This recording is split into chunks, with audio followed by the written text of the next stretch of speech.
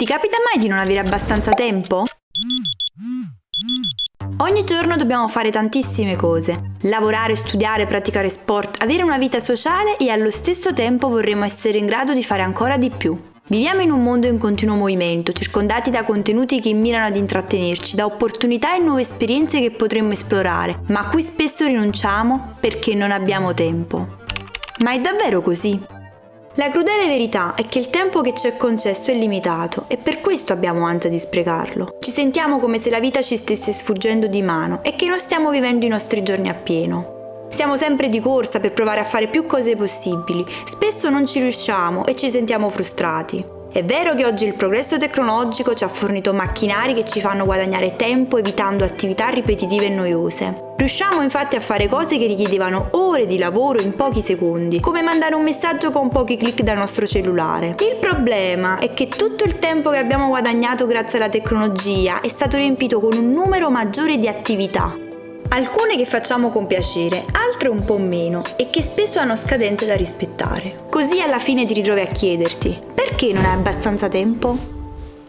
Ed è proprio questa la domanda che mi sta assillando parecchio nell'ultimo periodo, in particolare devo dire da quando mi sono trasferita qui a Londra. Ed è ironico perché se solo ripenso a qualche anno fa, quando venni per la prima volta qui a visitare questa città da turista, notai, andando a prendere la metro, come le persone fossero tutte di fretta. Potevi vedere queste persone che correvano giù per le scale, mantenendo il caffè in mano pur di fiondarsi nel primo treno disponibile, anche col rischio di essere chiuso tra le porte della metro. Quando poi io guardando il tabellone mi rendevo conto che il prossimo treno sarebbe passato dopo 2 minuti circa, quindi io all'epoca ridevo per questa cosa e non mi rendevo conto, anzi mi dicevo: ma perché vanno tutti di fretta? Che cambia 2 minuti prima, 2 minuti dopo? E poi mi sono trasferita qui per lavoro e senza neanche rendermene conto anche io ho iniziato a correre e fare di tutto per prendere il primo treno disponibile, proprio per guadagnare quei 2 minuti. Ho iniziato a sentire sempre di più il peso del tempo e anche quando cerco di ritagliare del tempo da spendere per me stessa non riesco a godermelo appieno. C'è sempre un pensiero nella mia mente che rimbomba e mi dice: Tonia,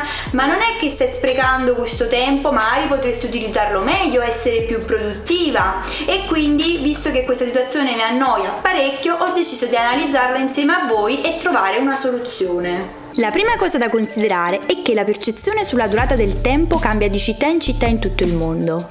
Nelle grandi città avanzate tecnologicamente si presta maggiore attenzione alla puntualità, facendo sì che le persone si sentino spesso di fretta e con difficoltà a gestire il tempo.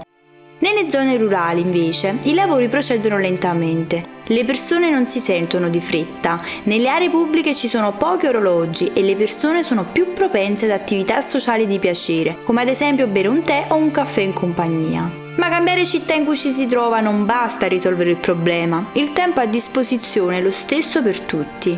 Scrollando i social vediamo persone che riescono a fare tante cose, come ad esempio leggere un libro a settimana, fare meditazione ogni giorno. Tutti sembrano riuscire a raggiungere ottimi risultati tranne noi. Quindi ci chiediamo dove sbagliamo. Ci diciamo che dobbiamo metterci più impegno, essere più produttive ed efficienti, ma l'unica soluzione che riusciamo a trovare il più delle volte è eliminare qualcosa dalla nostra giornata e sostituire delle attività. Tutto questo crea dei problemi a lungo termine. Alcune cose richiedono un impegno costante e non possono essere trascurate per ottenerne i benefici. E quindi mi sono chiesta: ma posso essere più produttiva? E ho deciso così di provare alcune delle strategie che aiutano ad aumentare la produttività proposte dagli esperti. La prima strategia che voglio provare è quella di prendere nota di tutte le attività che faccio durante la giornata per poi rileggerla la sera prima di andare a dormire. Questo ha 2 obiettivi: 1. Ricordare tutte le cose che ho fatto; 2. Capire se e dove ho sprecato tempo.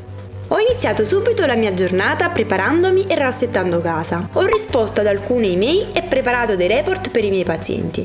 Mi sono poi ricordata di dover scendere per comprare delle cose al supermercato. Quando sono rientrata a casa era giunto ormai ora di pranzo, così ho cucinato ed ho mangiato. Comunque sono una smemorata, dimentico spesso di scrivere quello che faccio. Poi ho preso una breve pausa sui social e ho pubblicato anche un post su Instagram. Ho terminato la mia giornata girando un video per il mio TikTok ed il vlog di oggi per questo video YouTube.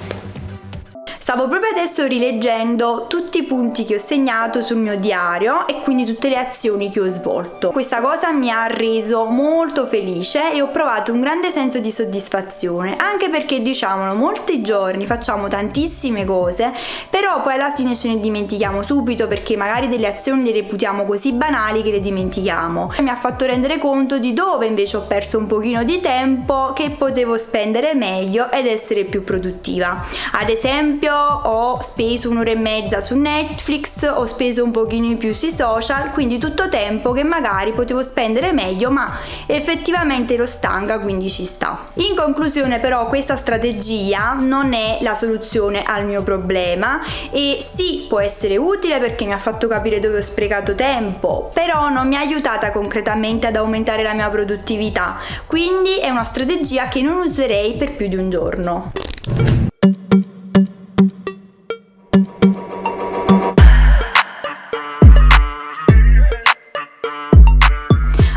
Utilizzerò una strategia differente. Ho praticamente pianificato un calendario della mia giornata ora per ora con tutti i compiti che voglio svolgere, ovviamente tenendo conto anche delle pause.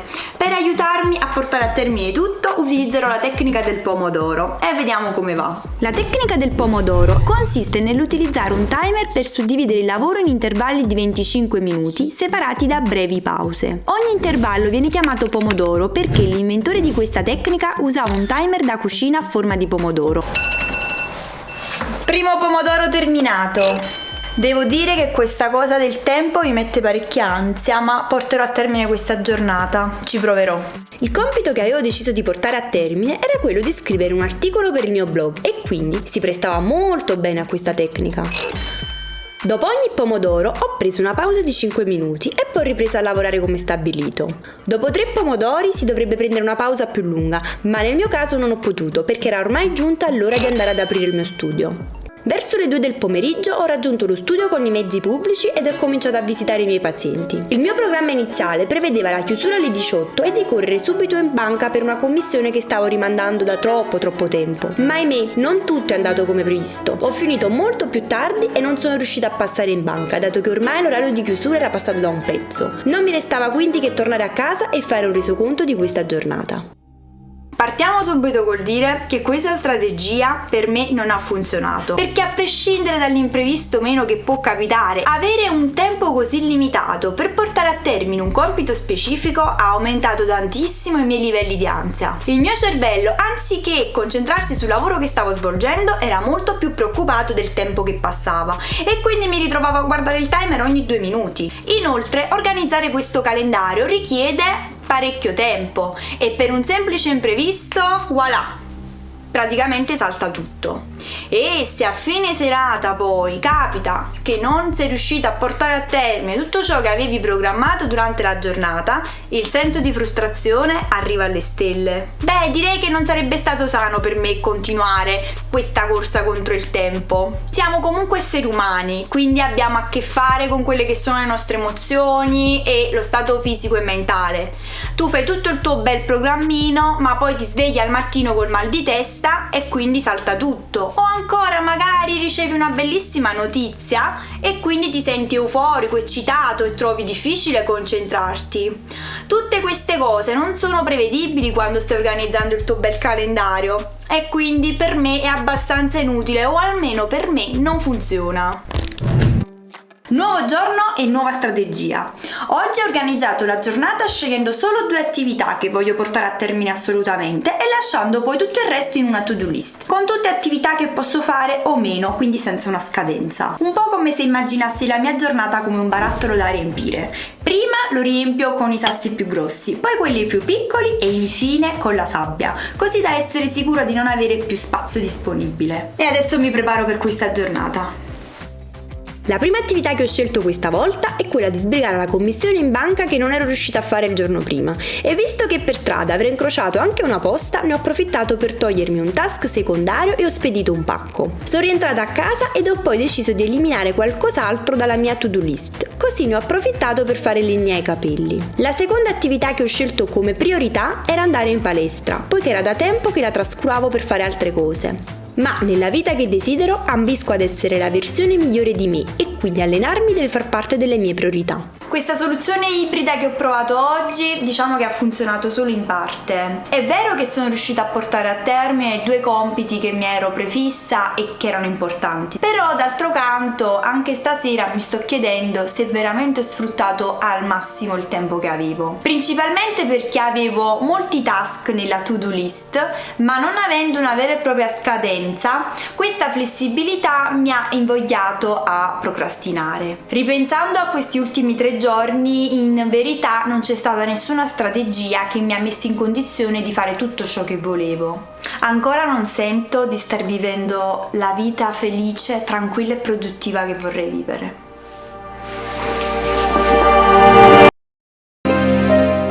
Dopo una settimana trascorsa a riflettere, mi sono resa conto che il vero problema alla base non era incrementare la mia produttività, ma piuttosto liberarmi del senso di frustrazione che viene fuori ogni qualvolta che penso di non star vivendo al massimo. La vera sfida nella gestione del tempo non consiste nel riuscire a fare tutto, non succederà mai, ma nel decidere con saggezza cosa non fare e come sentirsi in pace nel non farlo.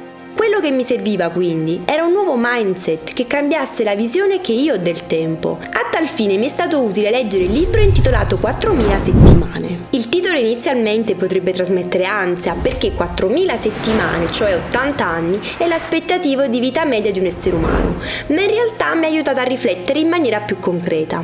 Mi sono chiesta qual è il tempo ben speso per me? Nel mio caso è il tempo speso con le persone che amo quello che ritengo davvero importante, così mi sono assicurata di farlo ogni giorno, con la consapevolezza che non sto sprecando tempo, ho scelto io di utilizzarlo in quel modo. Ed è vero che bisogna vivere nel presente, ma d'altra parte è necessario svolgere anche attività che daranno risultato nel futuro e che ci permetteranno di raggiungere un livello più profondo di felicità. Bisogna trovare un equilibrio tra obiettivi a breve e lungo termine, dando priorità a poche attività importanti. Perdere la possibilità di fare altro valorizza ulteriormente le nostre scelte e in futuro avremo modo di fare altre cose a cui adesso abbiamo rinunciato perché non erano abbastanza importanti da essere la nostra priorità. Dovremo scegliere i nostri obiettivi a lungo termine tenendo conto non del risultato finale, ma anche se ci piace intraprendere il percorso che quell'obiettivo richiede. Non bisogna quindi pensare a quanto saremo fieri nel completare quella maratona, ma piuttosto dovremo chiederci se ci piace davvero correre. Infine, qualsiasi siano i nostri obiettivi, non dovremmo mai dimenticare di fare esperienze nuove. Questo perché la concezione del tempo cambia col passare degli anni. Per un bambino il tempo sembra passare lentamente perché tutto quello che fa è una novità. Da adulti invece facciamo poche nuove esperienze e il tempo sembra trascorrere velocemente. Sta a noi quindi cogliere le opportunità per creare nuovi ricordi utili a quantificare il tempo che stiamo vivendo. Adottando questa nuova concezione del tempo riesco a vedere più chiaramente quelli che sono i miei obiettivi, però allo stesso tempo riesco a vivere e a godermi di più il presente.